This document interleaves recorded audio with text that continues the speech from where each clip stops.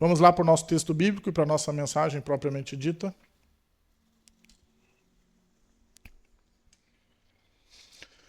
A gente hoje vai continuar então a nossa série de mensagens, né? Estamos caminhando aí pelas falas e encontros de Jesus, numa série chamada Encontros que Transformam. Hoje então a quinta mensagem, né? Preguei as 3 primeiras, pastor Eliseu pregou semana passada, e hoje vamos então para a quinta mensagem. Nós conversaremos a respeito de um texto que está lá em Lucas, terceiro livro do Novo Testamento. Abra lá bem no final, capítulo 23, Lucas 23, 39 a 43. Esse é um texto que ele é absolutamente especial para mim. Eu já preguei naturalmente esse texto, né, na série há 2 anos atrás. Não me lembro se eu já tinha pregado esse texto aqui na igreja antes, eu acho que não. Mas é um texto que eu preguei bastante quando eu trabalhei em presídios, né? Lucas 23, 39 a 43. É um texto curto, só alguns versículos, mas um diálogo profundo. Lucas 33, 29 a 43. Todo mundo achou? Então vamos lá. Lucas 23, 39 a 43. Provavelmente eu estou com ele na Nova Tradução na Linguagem de Hoje, que é a versão que eu gravei, né, o texto. Hoje eu tenho usado bastante NVI, mas vamos tocar ficha mesmo assim, você vai conseguir entender, tá? Então, Lucas 23, 39 a 43. Ali está NVI, né, Raquel? Tá, obrigado. Então, vamos ler dessa daqui, que é a que eu gravei e gosto mais, tá? Um dos criminosos que estavam crucificados ali, insultava Jesus, dizendo: "Você não é o Messias? Então salve a você mesmo e a nós também." Porém o outro o repreendeu, dizendo: "Você não teme a Deus? Você está debaixo da mesma condenação que ele recebeu." Próximo. A nossa condenação é justa, e por isso estamos recebendo o castigo que nós merecemos por causa das coisas que fizemos, mas ele não fez nada de mal. E aí ele continua dizendo: "Então disse Jesus: lembre de mim quando o Senhor vier como rei." Jesus respondeu: "Eu afirmo a você que isto é verdade. Hoje você estará comigo no paraíso." Hoje você estará comigo no paraíso. Então, essa história ela vai mostrar Jesus perdoando, dando esperança, manifestando o poder mesmo estando na cruz, mostrando, né, ensinando acerca de salvação, de uma salvação imediata, e prometendo para aquele homem, né, que imediatamente ele estaria no céu, né, assim que a sua vida expirasse, né, ou seja, que ele morresse e que acabasse. Então eu quero, em primeiro lugar, perguntar quem lembra de ter me ouvido pregar isso em 2023. Não sei se isso é bom ou ruim, né? Mas isso ajuda a não estragar a nossa dinâmica. Tá bom. Por que esse sermão para mim ele é importante? Por que esse texto para mim é importante e ele gerou esse sermão que ele é tão... eu tenho carinho por esse texto, né? E não pelo sermão, porque eu já preguei tantas vezes nele que eu nunca me dei ao luxo de... Eu não gosto, né? Eu já falei isso para vocês, eu não gosto de repetir sermão, então eu sempre mudo, né? Eu posso repetir o texto, mas não repito o sermão. Eu acho que eu já preguei umas 30, 40 vezes isso, mas onde que eu pregava? Eu trabalhei em presídios por 7 anos, né? Então, nos presídios que eu trabalhava como voluntário. Por que eu gosto desse texto, tá? E agora a gente vai fazer a dinâmica. O que você enxerga que seria o aspecto marcante desse texto em relação aos 2 criminosos? O que os dois tinham em comum? Por isso que eu perguntei quem lembrava, para quem lembrava não estragar a minha dinâmica. Então, Breno, se você lembra, não estrague. Se você não lembra, reflita sobre isso. Então, quem lembra? Ou quem sabe, né? O que esses 2 homens tinham em comum? Eles estavam à mesma distância de Jesus. O que eles tinham em comum? Eu já estou dando a dica dizendo que não é isso, tá? O que eles tinham em comum? Uma palavra-chave. Eles eram malfeitores, isso. Mas eles tinham a mesma... Vou ajudar vocês. Hã? Chuta, gente. Não tem problema. Se errar, eu vou dizer que não é. Também, mais um pouco. Isso, meu jovem. Quem vai ganhar o pirulito depois? Roger. Parabéns. Cadê o bis que o pastor Eliseu ia dar? Me dá um depois para eu dar para ele. Já. Então é isso, gente. A mesma oportunidade. Por isso que esse texto, para mim, ele é tão impactante, né? E ele é tão vivo para nós ainda hoje. Preste bem atenção. Você tem Jesus, que, claro, nós hoje enxergamos a Bíblia com outro olhar. Esses homens lá talvez estavam tentando entender o que estava acontecendo. Mas, né, você tem Deus encarnado ali no meio, crucificado, e você tem nas duas pontas os dois homens, à mesma distância, né, provavelmente sangrando o mesmo, com o mesmo tamanho de prego cravados nas mãos e nos pés, com um tempo muito similar até a morte, claro, não é igual, né? Cada corpo vai lidar de uma forma, mas a mesma sentença, como vocês disseram, tudo igual, gente. Claro, talvez um crime diferente, não sabemos qual foi, mas eles tinham a mesma oportunidade. A mesma oportunidade. O mesmo Deus encarnado no meio deles dois e a mesma oportunidade de terminarem aquele dia com destinos diferentes. E aí por isso que para mim esse texto ele é tão poderoso. Por quê? Porque a eternidade deles dois foi decidida numa conversa de dois blocos de frase, onde um insulta Jesus e o outro faz duas coisas, né? Ele defende Jesus e ele reconhece que ele é Deus, tudo no mesmo processo. E aí essas duas frases elas selam então os destinos deles e elas vão então nos mostrar muita coisa, né? Eu sempre gosto de falar isso para você entender a riqueza do texto bíblico, né? Um texto como esse ele tem 7, 8, 10, 12 ensinamentos. Né? Pena que eu não posso pegar 2 horas, era meu sonho. Eu já preguei 2 horas, já não deu muito certo. Então assim, eu prometo que eu vou ficar na 1 hora de sempre. Mas a gente vai ter quatro pontos. E vamos tentar olhar assim os macro elementos, os macro ensinos do texto. Mas são pequenos detalhes da conversa, de quem eles são, do ambiente, do momento. Né? Por exemplo, hoje não cabe aqui, mas eu preguei tanto isso no presídio porque quando Jesus diz para ele assim, hoje estará comigo no paraíso, quando ele diz, né, tá resolvido, você vai para o céu comigo, é como se Jesus ele pulasse toda uma etapa que nós fazemos de verificação de antecedentes criminais da pessoa, ou de verificação de passado, verificação de quem é ela, de onde que veio, o que está fazendo, para daí a gente decidir se ela merece a fé ou não. E Jesus ele não fez nada disso. Por quê? Porque nós entendemos pela Bíblia que para que a gente chegue até Deus, o que Jesus disse? Eu sou o caminho, a verdade e a vida, ninguém vem ao Pai senão por mim. Então ele estabeleceu um caminho muito simples, muito rápido, né? Que claro, depois nos leva a uma estrada muito longa, chamada, né, de amadurecimento cristão e de caminhar na fé, mas um caminho muito rápido, se você crê em mim, se você crê no meu sacrifício, está resolvido. E foi isso que esse homem fez. Então a gente vai caminhar agora pelo texto e olhar os ensinos dele. Então vamos lá para o início, tá? Primeira coisa que a gente observa ali, a mudança de vida está ao alcance de uma decisão.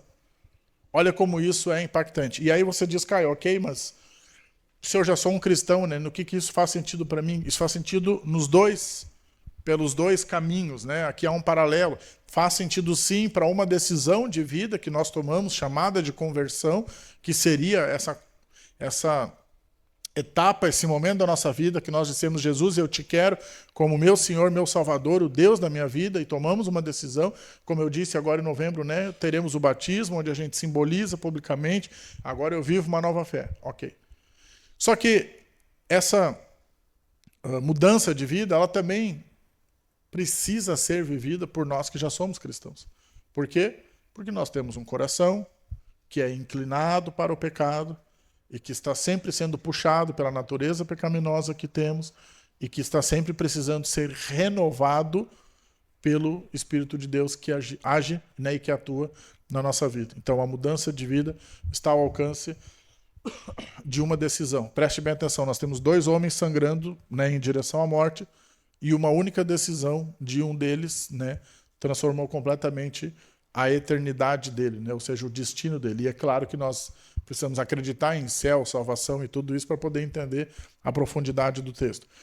Então, você já parou para pensar que as mudanças que você sonha, então agora pense especificamente em você, em áreas que você gostaria de ver diferentes, né?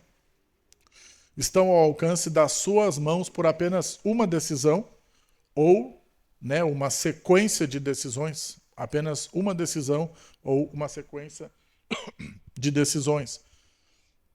Vamos pensar em diversas áreas. Você pode pensar aí todas as áreas que passarem pela sua cabeça. E aí você precisa pensar assim, o que no meio disso tem a ver comigo? E a gente pode elencar algumas, eu elenquei algumas, mas eu gostaria que você pensasse, né? O que diz que o Caio está dizendo, o que na minha vida eu gostaria que fosse diferente? E aí você para e pensa um pouquinho. Na verdade, isso tem a ver com você tomar alguma decisão. Tem coisas que são externas, é verdade. Mas ainda assim você pode mudar a forma de lidar e de sentir essas coisas. A forma de lidar com essas coisas e de sentir essas coisas. Por quê?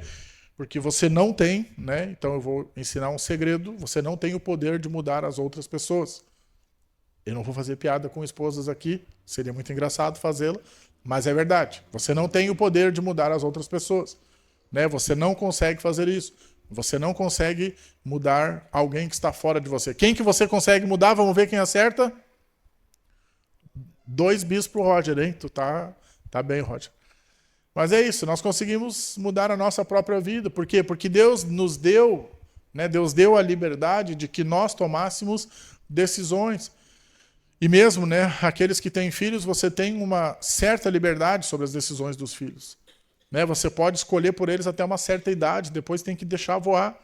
E mais do que isso, mesmo a Cecília, né, que é um serzinho tão pequeno que eu ainda preciso toda hora estar ali limitando, né, e levantando cercas para proteger ela. Se eu ponho cercas demais, às vezes eu vejo que até eu canso, sabe? Às vezes a Renata diz, tchê, dá um espaço para a criança, sabe? Porque senão é toda hora não, não, não, não, não, não, não. Então, ou seja, mesmo ela com 4 anos e 4 meses precisa aprender a tomar decisões. E ela já toma decisões. Cada vez que ela não sobe num móvel, não encosta numa panela quente, que ela, né, não risca uma parede, é uma decisão que ela toma. Então, todos nós, adultos ou crianças, eu poderia pregar esse sermão lá no Ministério Infantil, Jéssica, né? Então, todos nós, adultos ou crianças, precisamos tomar decisões. Precisamos de obediência, precisamos de escolhas. Voltando ao texto, né? Eu tinha trazido aqui como um texto de apoio, não precisa abrir, só vou citar ele, né? Mas há pouco tempo atrás a gente falou sobre o texto de Josué, né? Que é um texto muito marcante da Bíblia, quando lá no final do livro ele desafia as pessoas dizendo, né? Que Deus que a gente vai servir, né? O nosso Deus, e aí ele cita alguns deuses, né? Os deuses que seus antepassados serviram além do Eufrates, e aí ele fala assim: não agrada a você servir ao Senhor, então escolham hoje a quem vocês vão servir. Então, ou seja, ele está trazendo esse peso, essa força da decisão que nós precisamos fazer. Nós precisamos escolher o Deus a quem vamos servir, mesmo que sejamos adultos e tenhamos uma fé. Tenho 2 frases para você, não são versículos, né? São frases. Uma delas, na verdade, um slogan de uma propaganda antiga. Primeiro, você é o resultado das suas escolhas. Você já ouviu essa frase? Era uma propaganda do Unificado, se eu não me engano, bem antiga. E ele dizia isso: você é o resultado do Unificado. Era um curso pré-vestibular, não sei se existe ainda, né? Você é o resultado. Existe? Então estou fazendo propaganda de graça para eles. Você é o resultado das suas escolhas. E a outra, que também é bem óbvia e parecida, é: se você mudar, o mundo muda com você. Não sei se essa também é uma propaganda, mas ela é boa. E pense comigo: às vezes a gente gostaria que coisas fossem diferentes, mas elas não serão, gente. Desculpe trazer essa notícia, mas elas não serão. Alguns comportamentos em algumas pessoas, em alguns ambientes de trabalho, alguns comportamentos dos políticos, né? Quem de nós já não teve esperança? Né? E eu tenho um problema que eu gosto de ler notícia. Isso é um problema, porque eu fico lendo coisas que me chateiam. É quase um masoquismo, mas ok, eu sei que vai me incomodar, eu volto lá, eu leio, aí hoje eu li mais uma. E aí é isso, a gente tem uma esperança. Quando vem um político, a gente diz, agora vai. Aí você descobre que aquele seu político do agora vai também está sendo investigado por corrupção. Ou que tal partido, né? Hoje eu li uma notícia dessas bem frustrante de alguém que foi um ícone no Brasil, né, em algum estado aqui pertinho de nós, como alguém que lutava pela justiça, pelo correto, também fazendo esse jogo político. Aí você olha e diz, tchê, eu não consigo, não é uma coisa que eu vou mudar. Então o que eu posso mudar? Eu posso mudar a forma com que eu vou lidar com isso, com as emoções, com aquilo que isso me gera, com como eu respondo, né? Com o que eu vou falar quando eu vejo aquilo, como que vai ficar o meu dia, meu temperamento ao longo do dia. Eu vou citar 4 áreas aqui, depois eu vou falar de outras em outro ponto, mas eu vou te dar 4 áreas que está na sua mão a decisão, para você entender que agora eu não estou falando do outro, falando de decisões que você pode tomar. A primeira delas, espiritualidade. Às vezes a gente fala, como eu gostaria de estar mais próximo de Deus, mais próximo de Jesus, minha vida devocional anda ruim. Gente, sejamos bem sinceros, quem é a única pessoa que pode, Roger, não vale mais bispo, porque essa resposta é óbvia, mas quem é a única pessoa que pode mudar a sua vida espiritual? Fala bem alto. Vamos de novo? Bem alto. Eu, né? Eu é melhor, porque nós fica muito coletivo. Vamos de novo? Quem pode mudar a sua vida espiritual? Por que você? Porque é bem simples. Deus quer. Ele sempre quis. E é por isso que a Bíblia diz em João 3,16 que Deus amou o mundo de tal maneira que enviou o seu único filho para que todo aquele que nele crê não pereça, mas tenha vida eterna. Então Deus já tomou essa decisão por nós. É uma decisão que já está tomada e ela está vigente, ela nunca vai ser revogada, a não ser que o mundo acabe e a gente vá, né, então morar eternamente com ele, ou que a gente morra e vá antes para o céu. Entendeu o raciocínio? Deus ele já quer isso. É uma decisão que já está tomada por ele. Agora entra o nosso lado. De dizer, Deus, eu sei que o Senhor está aqui pertinho e eu vou escolher caminhar contigo. A segunda decisão, como eu disse, os nossos relacionamentos. Como eu citei, eu preciso repetir isso, né? Pessoas que estão ao seu redor, que de alguma forma te incomodam, o comportamento delas incomoda. Você não pode mudá-las, mas você pode mudar a si mesmo, como você recebe aquela informação, como você processa no seu coração, o que você responde, como você responde. O como responde é muito importante, às vezes até mais do que o que responde. Isso, para mim, tem sido um aprendizado de longos anos. Muitos e muitos e muitos anos para aprender que eu posso, às vezes, dizer coisas que são, eu não vou usar a expressão duras, mas que são desafiadoras para a pessoa de ouvir, que são coisas que ela precisa mudar, e aí eu tenho que fazer toda uma articulação de como que eu vou dizer aquilo. Às vezes esperando semanas ou até meses para falar, para achar o caminho certo, pegar a pessoa no humor certo. Por quê? Porque aquela pessoa, né, que diz, falo tudo na cara, a gente já conversou sobre isso, já falei em alguns sermões, isso não é maduro, isso não é bom, isso não é saudável, isso não ajuda os relacionamentos. Né? Eu falo tudo na cara, destrói relacionamentos. O ideal é você fazer o que é bíblico, né? Que é respirar, pensar, e aí dizer, como que eu falo isso para a pessoa? Será que eu devo falar? Né? Será que, como que eu lido? E aí quando vê, gente, nesse processo você está amadurecendo. Você está vivendo essas mudanças. Então, de novo, né, volte lá para o texto e pense comigo. Jesus está ali tão pertinho e o ladrão tomou uma decisão. Então, da mesma forma, nós estamos aqui, Jesus está tão pertinho, porque a Bíblia diz que a morte é a ressurreição dele, né? O véu foi rasgado para que a gente pudesse ter agora acesso ao Pai. Então, nós temos um Jesus pertinho que a gente pode pedir um socorro e dizer, me ajude com isso. Terceira subdivisão ainda do ponto 1, o uso do tempo, né? É uma área que ela precisa voltar por conta do desafio grande que a gente vive. E por que isso volta, né, gente? Porque, sendo bem sincero, nós estamos numa época onde isso vai ser um desafio sempre. Enquanto nós tivermos um smartphone na mão, isso vai ser um desafio sempre. Então talvez você vai ter que me ouvir por muitos anos falando sobre isso. Por quê? Porque enquanto houver um smartphone, uma rede social, um acesso à internet, a gente vai ter dificuldades. E eu já fiquei em alguns momentos sem nenhuma rede social, aí eu ficava horas e horas lendo aquelas notícias que o Google sugere. Então, ou seja, a gente acha caminhos. Né? Uma época eu tirei Facebook, Instagram, daí eu lembrei que o YouTube tinha aqueles videozinhos também. Então, resumindo, qualquer lugar que você vai achar videozinhos, fotinhos e bobagenzinhas. Então, é um grande desafio. Por que esse assunto do tempo ele sempre volta? Porque eu não costumo perguntar, até porque eu tenho medo da resposta. Né? E aí, como é que está o teu tempo com Deus?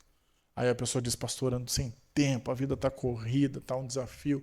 Aí passa 5 minutos, você vê lá o Instagram da pessoa, curtiu, ou te manda videozinho, ou aquele pior que eu já disse, que é você abrir o seu celular e ver quanto tempo, né, você fica lá, porque o Instagram ele faz esse favor de guardar, né, o tempo, outras plataformas também, enfim.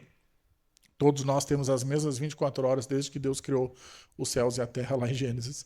Então, ou seja, sempre foi o mesmo tempo. A questão é como que a gente usa para a glória de quem, né, e com que objetivo da nossa vida. E quarto subponto, como usamos os nossos recursos financeiros. Isso também é uma decisão. Todos os meses, quando temos acesso ao nosso recurso, né, ao nosso salário, aquilo que a gente recebe, aquilo que a gente produz, nós tomamos decisões. Né? Nós sempre tomamos decisões. A gente decide se paga todas as contas, se empurra alguma delas. Decisões, às vezes, que não são sábias, do tipo, essa conta aqui eu vou pagar depois e vou aproveitar que, né, final do ano está chegando, e férias e não sei o quê, ou eu quero comprar tal coisa. Admito que para mim isso é difícil, né? Então a gente, lá em casa, às vezes tem escrito, né? Mas às vezes não. A gente tem uma lista velada assim, de coisas que a gente precisa comprar e que estão sempre rodeando a gente, né? No caso agora é o celular da Renata, que esse daí parece que a gente voltou uns 10 anos atrás na tecnologia, ele não tira mais foto, ele demora para abrir, ele não carrega os aplicativos. E é isso, não dá para comprar agora, então a gente vai ter que esperar um pouquinho. Então é uma pequena decisão que eu não gosto de tomar, eu estou dizendo aqui que eu não gosto de tomar, a Renata sabe disso, né? Por mim eu já tinha comprado, né? É só 150 por mês, vamos lá e tal, para ela ter um celular novo. Mas é isso, se hoje não cabe, é uma pequena decisão que a gente toma que pode fazer uma grande mudança na nossa vida. Amém? Então, para a gente fechar esse primeiro ponto, entenda esse cenário, né? Os dois ali, Jesus no meio, decisões a serem tomadas. As decisões que nós tomamos podem mudar a nossa vida por completo. Amém? Segundo lugar, você percebe o texto, os três estavam crucificados. Não sei se eles estavam em silêncio, estavam batendo papo todas aquelas horas, né? Porque era uma morte lenta, né? Uma morte agressiva. Ana, vê água, por favor. Uma morte agressiva, era uma punição, né, para crimes hediondos. Eles estavam ali porque eles foram pessoas muito más, né, enquanto vivas. O que a gente tem ali? E o que eu também percebo, até numa linha parecida com a do primeiro ponto, que é o seguinte: você precisa chamar. Os dois estavam à mesma distância de Jesus, mas nós precisamos tomar uma decisão, né? Como eu disse no ponto 1. E uma das decisões é chamar. Né? Então, falando metaforicamente, Jesus estava na cruz, né? Ele não vai puxar papo, você precisa chamar. E agora, falando de forma literal, Deus é Deus, vivo, poderoso e disponível. Nós precisamos chamar. A nossa vida pode mudar a qualquer momento, o nosso futuro pode mudar a qualquer momento. A leitura do nosso passado pode mudar a qualquer momento, porque o passado você não muda, né? Lembre-se disso, o passado ele é absolutamente estático, ele é uma recriação da nossa memória, né? Ele está naquilo que a gente tem escrito, ele está nas fotos, mas ele não existe, ele é só lembranças. Só que ele nos castiga muitas vezes, ele nos atormenta, ele nos faz voltar em lugares que a gente não queria mais voltar. Só que nós tomamos decisão, inclusive, em cima dele. E o ponto é, Jesus está próximo e a gente pode pedir ajuda para ele. E aqui eu vou te falar isso em dois aspectos. O primeiro deles é em chamar ele próprio, né? E segundo, em chamar as pessoas. Primeiro, chamar ele próprio. Obrigado. Vocês só me dão licença aqui. Abra dois textos. Primeiro em Mateus 7, 7 e 8, e depois em 1 João 5, 14. Mateus capítulo 7, versículo 7 e 8. Depois 1 João capítulo 5, versículo 14.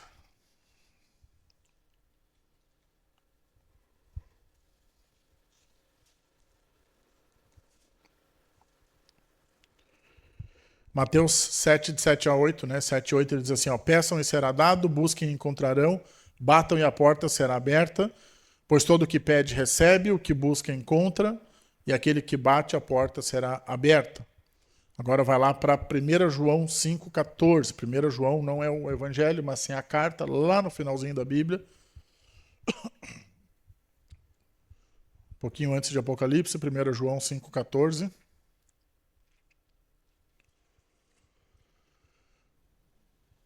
João 5,14, ele diz: esta é a confiança que temos ao nos aproximarmos de Deus.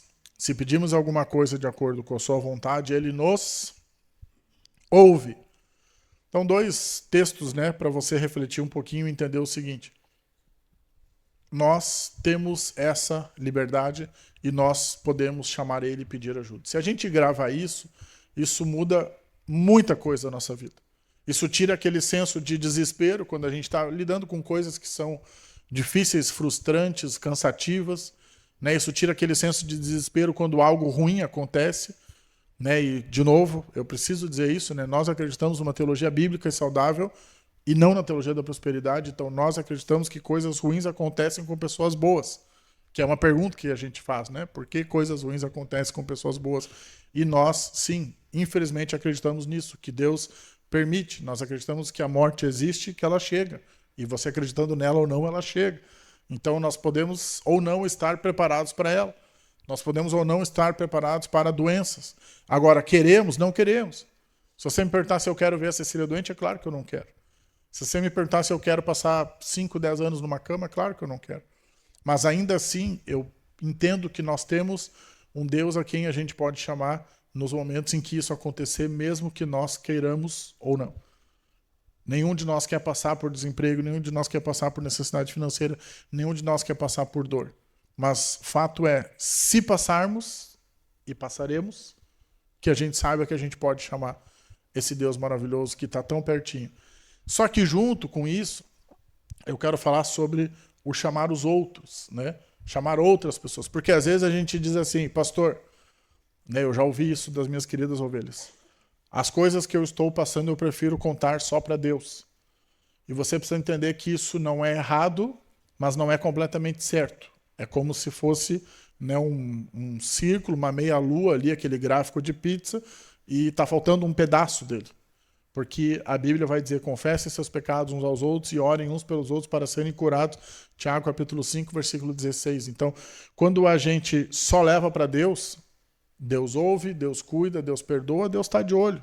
Ele está vendo. Então, que bom que você chamou ele. Só que ele também nos dá a liberdade de procurar pessoas e dizer, olha, ora por mim que está difícil. E só quem já desfrutou, né, do desabafo com alguém de confiança sabe o quanto isso vale, o poder que isso tem. Só quem já andou perto de um pastor e pôde experimentar esse... Como é gostoso ter alguém de confiança que você pode chamar e dizer, me ajuda, sabe o poder que isso tem. E eu não estou falando para, né, indicar você a fazer isso. Eu estou falando porque eu experimentei isso. Estou falando porque eu tenho isso. Eu tenho diversos amigos pastores que, se eu preciso, eu posso ligar e dizer, cara, me socorre. E às vezes eu faço isso em formato de amizade, às vezes em formato de mentoreamento. Então, por exemplo, essa semana na quarta eu vou almoçar com um amigo muito querido e vai ser um bate-papo. Mas aquilo é gostoso, porque, né, nós somos iguais, a gente vai falar das mesmas coisas, a gente vai falar do que a gente sente, do que para nós é importante, ou seja, a gente está compartilhando a nossa vida, as dores ministeriais, e quando vê a gente está cuidando um do outro, pastoreando um outro. Então, esse processo de chamar, ele é mais importante do que você imagina. E só quem já viveu sozinho por muito tempo entende o quanto é bom hoje ter alguém para poder chamar. É claro que a nossa igreja, ela ainda não tem sistemas estabelecidos para isso, né? O sistema basicamente sou eu. Você me chama e diz, eu quero conversar. Né? A gente está aprendendo a escalar isso. Então, hoje nos adolescentes, né, temos Wesley e Raquel. Então, nos pequenos grupos, a gente está começando a ter um pouquinho dessa coisa de falar com o líder do pequeno grupo, não sempre comigo primeiro. Mas não vamos falar de métodos agora, vamos falar da essência. A essência é você precisa ter alguém de confiança para chamar, que pode ser sim eu, né, o pastor geral da igreja, e pode ser uma pessoa de confiança. Só que quando eu falo pessoa de confiança, não é só uma pessoa de confiança sua, mas que seja matura. É importante pensar isso. Uma pessoa de confiança que seja maduro. São dois critérios que tem que estar dentro da mesma pessoa. Ele tem que ser alguém que você confia muito, mas que é alguém maduro para ouvir. E em relação a mim, né? Esse é um bom momento para dizer isso, tá? Diversas vezes as pessoas dizem assim, desculpa incomodar. É a primeira frase para mim. E aí depois vem a sua solicitação. Posso te usar de exemplo, Giovanni? Tu tá rindo porque tu me escreveu domingo passado e disse assim, pastor, é que eu preciso usar de exemplo. Desculpa incomodar o senhor no domingo. E aí eu disse pro Giovanni, domingo é o dia que eu mais trabalho. Então não é um incômodo. Quando que é um incômodo? Vamos ver se vocês já sabem. E aí, Giovanni, eu já aprendi a te amar, mas eu preciso dizer que daí depois tu me escreveu na segunda. E quase que a gente ainda não tem muita intimidade, né? O Giovanni é novo na igreja. Mas eu ia dizer, eu tenho uma figurinha minha aqui pregando, que os guri fizeram, escrita segunda é folga, chama outro dia. Eu ia mandar, eu falei, não, é muito cedo para mandar. Mas então, resumindo assim, é claro, eu não me incomodo de receber na segunda, mas se todo mundo me escreve na segunda, me traz demandas que eu só vou resolver na terça. Mas por que eu estou dizendo isso? Porque fora a segunda, que é sagrado, né? O Shabá ele é bíblico, né? O descanso é bíblico, você precisa dele e eu preciso dele. E, se possível, entre 10 da noite e 8 da manhã também não é um bom horário para responder o WhatsApp, né? Eu, às vezes, tinha esse hábito, quando o Pedro trabalhava aqui, nosso pastor auxiliar, às vezes era 11 da noite e a gente estava trocando mensagem. Então, assim, tenho tentado parar, né? 9h30, 10 horas, já evito responder e mandar coisas. E eu não gosto de acordar cedo, já disse isso, então você não vai ter isso de mim, sabe aquela coisa, 6 da manhã, já tá eu lá, bom dia, vamos fazer isso, vamos resolver aquilo. Eu costumo realmente, mesmo que eu esteja acordado, eu não escrevo. Às vezes eu preciso falar com alguém cedo e eu fico olhando pro relógio e esperar das 8 da manhã para poder chamar a pessoa. Então, assim, meu horário, né, comercial é das 8 às 10. Né, eu não vou botar isso lá no meu WhatsApp, na época eu já tive, né, o meu WhatsApp ele é business, então dá para pôr os horários, mas eu não sou uma empresa, eu sou só um pastor. Mas, enfim, fora esses momentos, aprenda a chamar sem pedir desculpa. Porque, de novo, esse é o meu trabalho, né? Então existe uma relação de trabalho onde eu sou pago para fazer isso, não se preocupe com isso, mas é que é mais do que isso, né? Esse é um chamado que eu tenho, é uma coisa que eu quero fazer. Eu quero saber como você está, eu quero orar por você, eu quero ouvir o que está acontecendo, né? Eu quero acompanhar o que está acontecendo, eu quero poder dar respostas, se eu as tenho, para o que está acontecendo. E aí, se você diz assim, desculpa incomodar, aí eu já me gasta, né?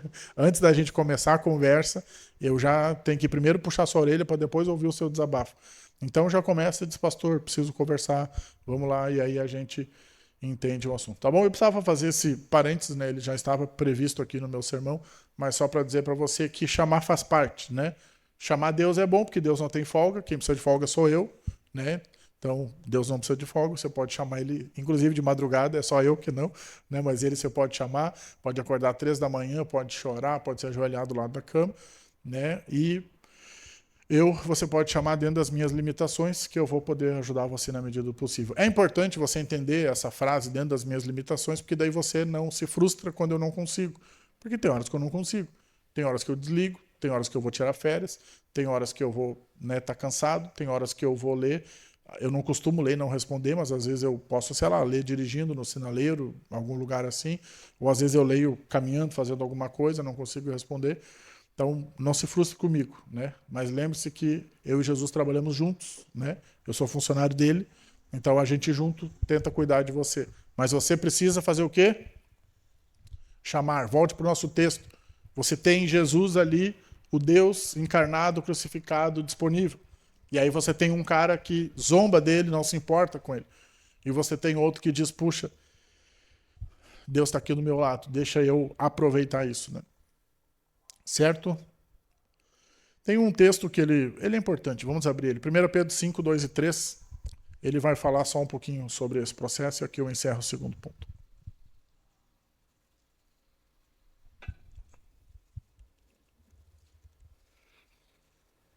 Também lá no final da Bíblia, tá? 1 Pedro 5, bem no final também. Versículo 2 e 3.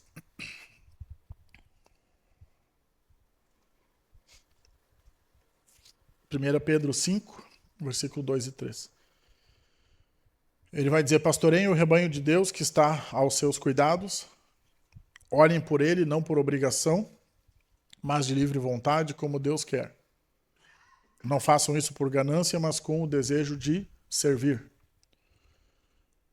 Então, só gravem isso no coração de vocês, né? Eu olho para esse rebanho de forma nenhuma por obrigação, porque eu nunca fui obrigado, né? Mas completamente de livre vontade, como Deus quer. Não faço por ganância, né? Isso eu já deixei bem claro. Eu não sei se eu conseguiria ficar rico se eu não fosse pastor, mas se eu quisesse ficar rico, eu não teria sido pastor. Né? São duas coisas que elas não se encaixam biblicamente. E se há um pastor rico, aí a gente vai ter que conversar se ele não escapou da parte, né, bíblica da história, mas isso não sou eu que vou julgar. Então, resumindo para você entender, o que eu faço aqui eu faço por muito amor, né? Faço porque eu quero, não espero ficar rico fazendo isso e eu escolhi estar aqui. Então, quando você me escrever, você não precisa de introduções, né? A não ser que, claro, seja uma emergência, de madrugada, alguma coisa assim, eu vou te atender. Mas eu digo assim, ó, vem direto, vamos lá, diz o que você precisa, vamos marcar, vamos conversar. Né? Eu tenho uma agenda disponível, ela não é sobrecarregada, né? E à medida que ela for sobrecarregada, eu estou sempre procurando novos pastores, pessoas para ajudar, seminaristas. Então, a gente sempre vai crescer junto, né? Agenda e equipe. Então, não se preocupe, vamos embora, tá bom? Procure ajuda. Se você tem a mim hoje, procure a mim. Se você tem outra pessoa, procure também outra pessoa. Mas fato é que nós temos coisas que a gente precisa conversar, a gente precisa chamar e a gente precisa procurar ajuda. Amém? Vamos dizer amém bem alto? Obrigado. Terceiro ponto, temos mais 2. Esse aqui é interessante, né? Invista no presente para ter resultados no futuro. Por quê? Porque ele é fruto de uma observação que me ocorreu, que é o seguinte, talvez aquele ladrão que não reconheceu, né, o que resmungou, digamos assim, ele não o fez porque ele não viu possibilidade de mudança no presente, já que ele estava à beira da morte. Eu não sei se você pensou nisso ou poderia pensar nisso, mas observe, né, a situação dele. Se você já leu, né, já entendeu como é que era a crucificação, ele estava com as mãos pregadas aqui no meio, né, as duas mãos, e os pés, né, um por cima do outro também pregado, muita dor, né? Obviamente aquilo vai levar a pessoa à morte em algum momento, né, o sangue escorrendo, etc. Fora tudo que deve ter apanhado no caminho, o desgaste físico, né, e vai morrer. Em algum momento ele vai morrer, ele sabe disso. E é nos próximos dias. Talvez no próximo dia, não sei, mas ele sabe. E aí ele está ali e ele diz: o que esse homem pode fazer por mim? Né? E é isso que ele, inclusive, insulta ele. Vamos voltar lá para o início do texto. Ele fala assim, ó. Ele fala: você não é o Cristo, salve-se a si mesmo e a nós. Né? Ou seja, se você é esse Deus, né, o Cristo, o Messias, a quem a gente estava esperando, ele fala: o que você está fazendo aí agonizando nessa cruz? Resolve, vamos embora. Né? Por que a gente está aqui todo mundo nessa cruz, então, se você consegue nos tirar daqui? Então, ou seja, como ele não conseguiu enxergar esse futuro, essa melhora, ele parou. E aí aqui eu preciso dizer para você que é uma área desafiadora, né? Vou dizer para mim, mas para quase todos nós, ou para todos nós. Por quê? Aqui entra vários aspectos, tá? Vou começar por uma área que eu perco várias vezes, que é o peso. Qual que é uma das grandes dificuldades minha? Ouça, e o que eu vou dizer é bem sério. Pode até ser engraçado, mas é sério. Se houvesse algo muito sacrificial que eu pudesse fazer para perder 10 quilos em um dia, que me custasse muito, eu faria. Mas por que eu não perco os 10 quilos? Vamos ver quem entende de emagrecimento. Porque não dá para ser da noite para o dia. É isso? Dá para perder 10 quilos da noite para o dia? Só se pegar uma faca e passar aqui, ó, e tirar toda a barriga. O problema é que leva mais coisa junto, eu morro. É uma decisão um dia de cada vez. Uma decisão um dia de cada vez. E essa é a dificuldade. Eu sempre sonho com um futuro melhor, mas eu preciso de uma decisão hoje. Então eu estou falando de uma área que eu não tenho vitória, que é uma área difícil para mim. Tem outras que eu venço um pouquinho, por exemplo, o exercício. Né? E preste bem atenção, sedentarismo é ruim para todo mundo, não só para os gordinhos. Então os magros aqui que não fazem exercícios estão tomando um puxão de orelha, porque eu faço exercício em minha defesa. Né? Quem joga futebol comigo, tem, olha lá o Rodrigo, ele está tomando um corridão de mim lá no futebol. Né? Comprei aquela chuteirinha do Wagner agora verde limão, eu vou aparecer que nem o Neymar lá na terça. Os pés brilhando, parecendo um vagalume. E de chuteira nova, nojento. Não joguei essa terça, né? Perdi de ver o Giovanni e os guris jogando. E aí eu vou ter que ir lá na terça. Amanhã eu vou para academia, né? Se tudo der certo, quinta ou sexta eu vou para academia. Então, assim, não sou um grande atleta, né? Mas estou tentando. Tenho feito esporte de 2 a 3 vezes por semana. Se você me perguntar por que eu vou na academia, deixa eu ver se eu tenho uma resposta, peraí. Mas a resposta é, primeiro, porque eu amo muito a minha esposa e eu sei que ela gosta que eu vá. Pode ser uma das respostas. Essa é uma das respostas. Segundo, porque eu sei que se eu não for eu vou morrer mais cedo. É outra resposta. Terceiro, é porque pode ser que o que eu faça lá me ajude a emagrecer, se eu fizer a alimentação correta, mas essa não tem dado muito certo. E quarto, deve ter a ver com o segundo. Mas é isso, gente. Basicamente, eu não entendo tanto de esportes, mas isso eu sei que é verdade. O exercício que a gente faz hoje, ele vai ser colhido muito lá no futuro, quando a gente for muito mais velho. Ele vai nos trazer vitalidade, né? Ele vai esticar a nossa vida, ele vai cuidar melhor, né, do nosso corpo, dos nossos órgãos. Então, basicamente, né, óbvio, eu gosto muito de jogar futebol, ele tem a ver com um aspecto de diversão para mim. Academia eu odeio, né? Não posso ficar dizendo isso do púlpito, mas eu odeio. Então, eu vou lá basicamente pensando nesse futuro. Então é isso, é uma coisa que eu faço hoje, né, que me tira pouco tempo da semana, mas que realmente para mim é muito desafiador de fazer e que tem muito mais a ver com um futuro longínquo que eu não estou nem enxergando. Né? Então, para você que é sedentário, que não é meu caso, né, a médica disse 150 minutos de exercício por semana, eu faço mais que isso. Então, você que é sedentário, não eu, e que precisa começar um exercício, faça. Né? Precisa caminhar, vai caminhar no parque, começa devagar. Né? Se você tem um corpo não tão pesado que nem o meu, dá uma corridinha, vai andar de bicicleta. Né? A cidade tem quadras e parques, etc. Faça alguma coisa. Tá bom? Agora vamos olhar para outro aspecto, sobre coisas que a gente pode investir no presente para colher no futuro, a questão de carreira, né? Isso é muito interessante porque acho que esse é um dos lugares onde mais faz sentido você investir agora para colher lá na frente. Vou falar do meu universo, né, que é o universo dos pastores. Quando eu era seminarista, eu comecei a ler, né, que era um hábito que eu não tinha. É muito interessante pensar que cada livro que eu li, ele foi um tijolinho da construção de quem eu sou hoje, né? E é claro, é muito difícil dizer para você, bah, esse livro, tal coisa.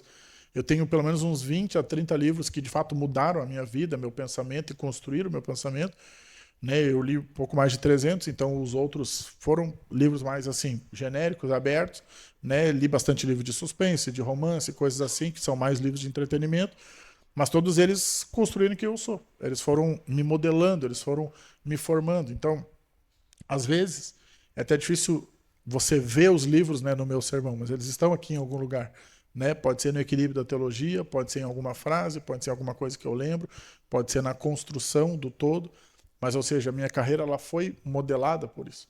Ela está sendo modelada por isso. Né? Eu sempre tive o hábito de ir atrás de coisas novas, né? Não por implementar modismos na igreja, porque quem está aqui há 5 anos sabe disso, né? A gente tem sido bem estável nas mudanças, mas sempre quis conhecer coisas novas. Então, por exemplo, eu não tenho hoje, deixa eu pensar, eu não tenho um número fechado de viagens que eu faço por ano, mas pelo menos uma ou duas vezes por ano eu tento fazer alguma coisa, né, aqui mais perto, ou no máximo em São Paulo, Curitiba, e já há 2 anos tenho ido para o Summit lá em Chicago. Então, se você me perguntar, Caio, o que, que você traz de lá? Como o conhecimento é algo subjetivo, né, ele está aqui dentro, é difícil de eu materializar dizendo, olha, mas eu tenho anotações, eu tenho coisas que Deus falou comigo, eu tenho frases, eu tenho estímulos que Deus faz, coisas que eu volto e digo, agora eu vou fazer tal coisa. E são estímulos que, se eu ficasse aqui todos os domingos, eu não teria.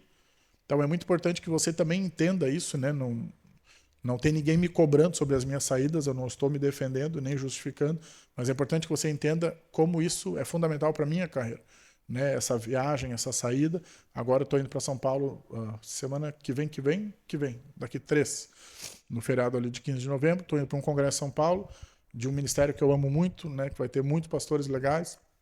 Então, ou seja, eu conheço muita gente, faço networking, almoço com alguém, né, me ofereço para ir na casa do outro, para ir na igreja do outro. Daqui a pouco fiz um amigo. Quem me conhece sabe que eu sempre volto com um monte de telefones novos e coisas. E vocês lembram da enchente do ano passado? Quanta gente a gente conheceu? Desculpem. Gente que até hoje tem abençoado a gente, tem feito parte da vida da nossa igreja. Inclusive, nós ganhamos, né? Eu falei um valor para a viagem missionária de uma dessas pessoas que a gente conheceu da enchente. Então, ou seja, toda essa rede de contatos tem sido fundamental. Agora, aplique isso na sua vida. Pense como eu posso fazer para melhorar o meu trabalho. Né? O que eu posso fazer para investir no meu presente que vai ter um impacto no meu futuro? Como que eu faço para entender que Deus, de fato, pode me ajudar a mudar completamente ou mudar sutilmente a minha vida com pequenas decisões? Aí volto lá para o ponto 1, né? Com pequenas decisões que eu vou tomar e que vão acrescentar na minha vida. Isso, é claro, você tem que decidir. Você tem que pensar, você tem que articular. Mas o que eu posso dizer para você é, a gente precisa conseguir fazer essa linha do tempo, né, e olhar lá para frente para o invisível, para que a gente possa ver coisas legais de Deus. Se você quiser conversar sobre isso comigo, né, nos dias de atendimento, podemos marcar, eu posso te ajudar. Eu, na verdade, adoro fazer isso, né? Eu não sei o que eu seria se eu não fosse pastor, mas eu faço negócios, né? Esses dias eu aluguei uma casa, né, para o irmão da igreja, então já estou tentando vender um carro do outro, então, ou seja, eu vou fazendo coisas, mas a gente pode conversar sobre isso. Eu gosto de inventar emprego para os outros, então a gente pode tentar, pode conversar, tá bom? E terceiro, esse aqui é interessante, né? Porque ele também é subjetivo, né? Uma coisa que tem a ver com o nosso coração, que é a paz. Por que eu queria dizer isso? Porque eu tenho visto isso ao longo da minha vida, né? Conforme eu envelheço, agora a gente está se encaminhando para 2026, e 2026 é o ano que eu faço 40 anos. Por enquanto não estou com nenhuma crise, né? Por mais que às vezes eu digo, mas tchê, eu vou fazer 40 anos, mas ainda não é uma crise. Penso que estou indo bem, né, para os 40 anos, estou feliz.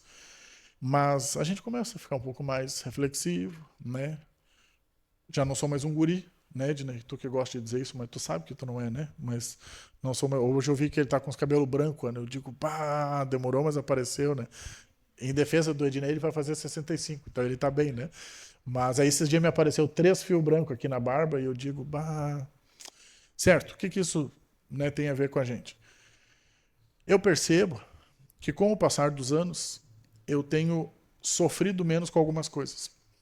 E isso é fruto de um investimento que eu fiz no meu presente lá atrás, que hoje é passado, e que eu estou colhendo agora no meu presente, que é o futuro lá de trás. Fiz uma bagunça, né? Dilmei agora, mas eu vou começar de novo. Há 15 anos atrás, eu disse: Deus, eu quero ter uma vida de paz. Eu quero ter um casamento de paz. Eu não quero ter uma vida de grito, de briga. Isso eu já vi na minha infância e não gostei do que eu vi. Então, assim, eu quero casar com uma mulher só, eu quero ter uma família. Se o Senhor me der filhos, vou ficar feliz com isso. Não quero ficar trocando de igreja toda hora. Então, esses dias alguém me perguntou, né? Até quando tu pretende ficar na central? Sempre digo isso, para caso você tenha alguma ansiedade em relação a isso, não precisa. Eu não tenho planos de ir embora da central. Né? Se um dia eu tiver, eu vou construir muito devagarinho com a igreja, não se preocupe com isso, não vou fazer bagunça de sair voando, mas eu não tenho planos de ir embora. Então, ou seja, eu queria não uma vida estável, porque eu não gosto dessa estabilidade, mas eu queria uma vida coerente, né? Vamos de novo sobre estabilidade. Eu não preciso dessa estabilidade. Eu já disse isso para Renata, né? Se eu tiver que me mudar amanhã, ela não gosta dessa característica. Se eu tiver que me mudar amanhã e ir para outro lugar, eu vou, e ela fica brava, porque ela diz: mas é uma coisa que eu tenho. Mas eu digo assim, eu queria isso, sabe? Uma vida de paz, organizada, família, igreja, tá tudo bem. Só que eu não conquistei isso da noite pro dia. Eu me lembro de quando eu orava sobre isso quando eu tinha 18 anos. Hoje eu tenho 39 anos, faz 21 anos. Quando eu entrei no seminário. E a minha vida não tinha paz, ela era uma bagunça. Eu dizia: Deus, me dá paz. Só que daí, no meio disso, a gente volta para o ponto 1. Eu tomei muitas pequenas e grandes decisões. Eu tive 5 terapeutas. Por um ano eu tomei remédio para ansiedade. Eu tive uma psiquiatra que me acompanhou por um ano. Eu descobri diagnósticos, o que eu não gosto de tê-los. Eu gostaria de não tê-los, mas já que eles estão aqui, eu lido com eles. Eu tomo remédio há 1 ano e meio, na verdade vai fazer 2 anos agora, um de manhã, um de noite, um de manhã, um de noite, um de manhã, um de noite. E provavelmente vou tomar pelo resto da vida, né? Porque uma condição do meu cérebro que não pode ser apagada, a não ser que Deus assim o faça por milagre. Então, ou seja, eu fui buscando e fui encontrando. E, inclusive, a paz que eu sinto hoje é porque eu achei o diagnóstico, mesmo que eu não goste dele, e enfrentei. Então, ou seja, é uma coisa que a gente constrói. É uma coisa que a gente constrói. A gente precisa entender que o Deus que está aqui do nosso lado hoje, ele também estará do nosso lado amanhã. Então a gente pode fazer investimentos no presente hoje que a gente vai colher no futuro. E um deles tem a ver com paz. De dizer: Deus, constrói para mim um futuro de paz. E ele vai dizer: com certeza, só que daí a gente volta para o ponto 1. Você precisa tomar decisões. Então eu tomei algumas decisões, né? Casar com uma mulher decente, né? Que fez toda a diferença na minha vida.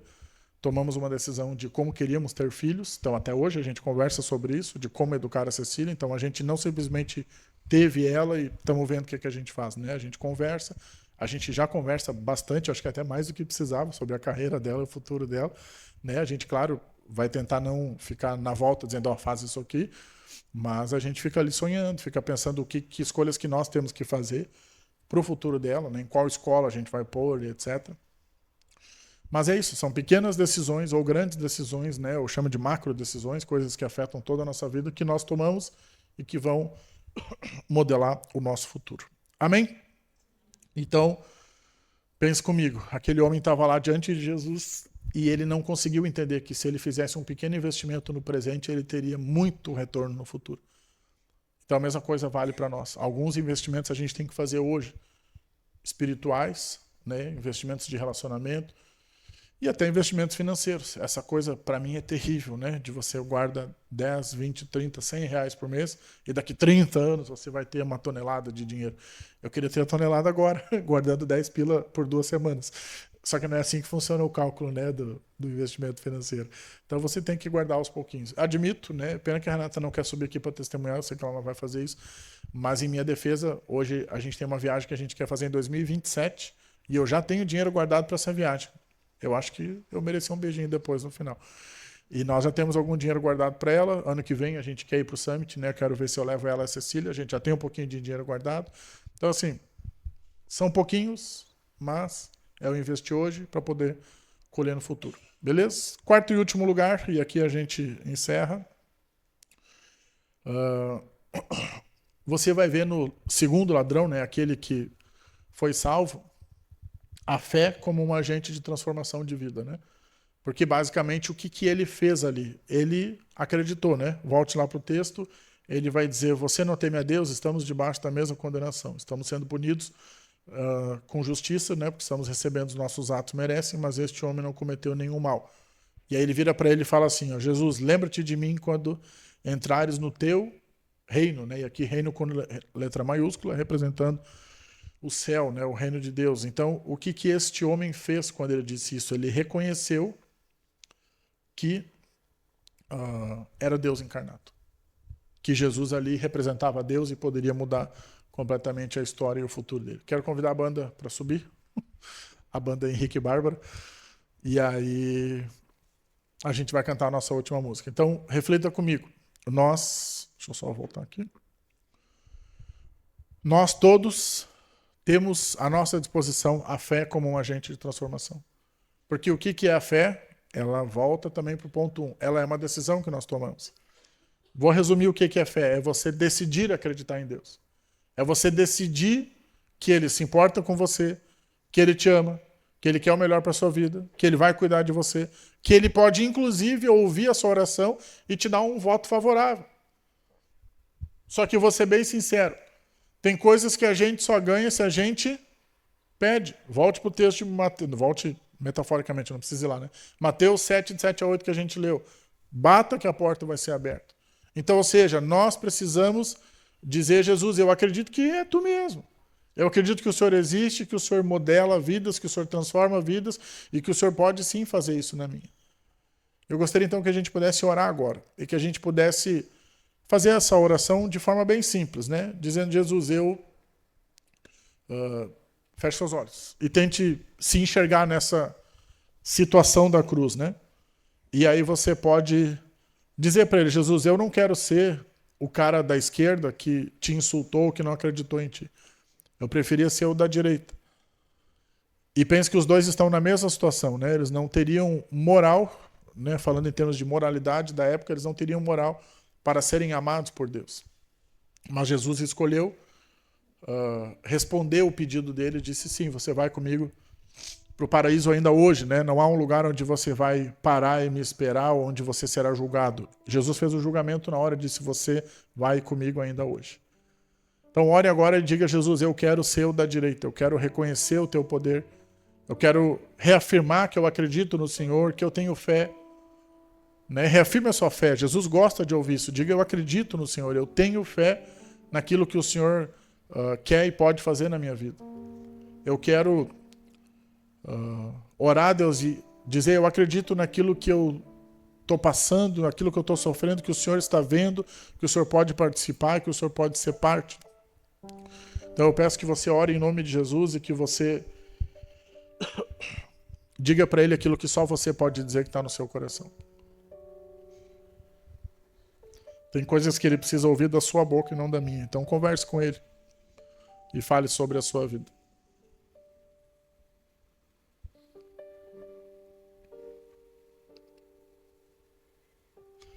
Senhor Jesus, nós queremos encerrar esse tempo aqui, Deus, colocando mais uma vez a nossa vida, o nosso coração nas Tuas mãos. E dizendo, Deus, que nós reconhecemos que o Senhor existe, que o Senhor é um Deus poderoso e que o Senhor pode mudar a nossa história. E reconhecendo que nós precisamos tomar decisões, Pai. E uma delas, né, é que sim, nós precisamos tomar a decisão da fé, de acreditar no Senhor e acreditar naquilo que o Senhor pode e quer fazer na nossa vida. Então nós temos fé em nome de Jesus e nós reafirmamos essa fé dizendo, acreditamos em Ti, acreditamos no Teu poder, acreditamos na Tua capacidade de fazer milagres e de cuidar de nós e de nos proteger e de, enfim, Deus, interferir nas situações que nós precisamos de ajuda, Pai. E nós queremos Te pedir pelas decisões que precisamos tomar, Deus, que o Senhor possa nos ajudar, Pai, em nome de Jesus, a fazer escolhas corretas, escolhas que abençoem a nossa vida e a vida daqueles que estão ao nosso redor. Escolhas que sejam sábias e que transformem a nossa vida para que a gente seja mais parecido contigo em nome de Jesus, Pai. Eu quero orar, Deus, pela nossa vida, pelos nossos desafios, pelos nossos problemas, pelas nossas dores, pelas nossas doenças e entregar tudo isso nas Tuas mãos. Pedindo que o Senhor possa cuidar de mim, da minha família e dos meus irmãos aqui em nome de Jesus, Pai. Entregamos a nossa vida nas Tuas mãos. Amém, Senhor.